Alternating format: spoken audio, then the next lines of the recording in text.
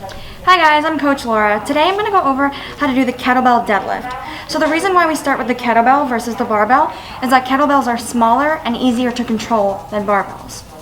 It's important to master the hinging movement as well as the kettlebell deadlift before moving on to the kettlebell swing or a barbell deadlift. Deadlifts work your entire posterior chain. And what that means is it works your entire back half of your body. It has a strong emphasis on the glutes, the hamstrings, the upper and the lower back.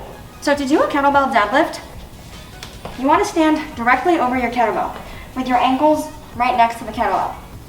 You want to have a little bit of a give in your knees, so slight bend. You want to make sure that you push your shoulder blades down and back. So you want to push your shoulder blades together.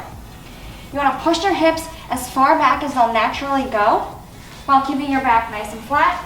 Grab onto your kettlebell and then stand up. And you're going to lower all the way down, keeping your back nice and flat the entire time.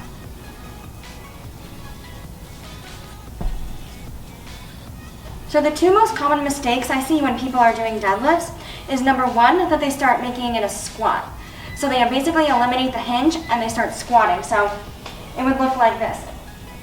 So they'll pick up their kettlebell and they'll stand up, and it's more of a squat versus a hinging movement.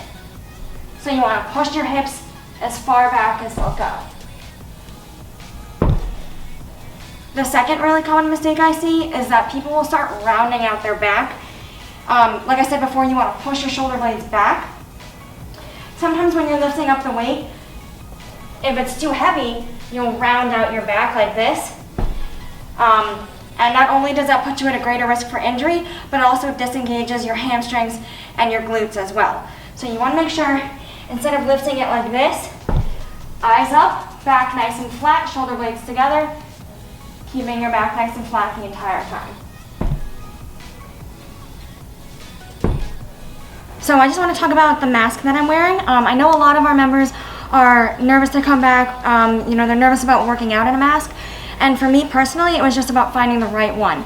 So this is an Under Armour mask that I find it's great to work out in. Sometimes with the thin paper or cloth masks, I found that they actually were a little bit harder to work out in.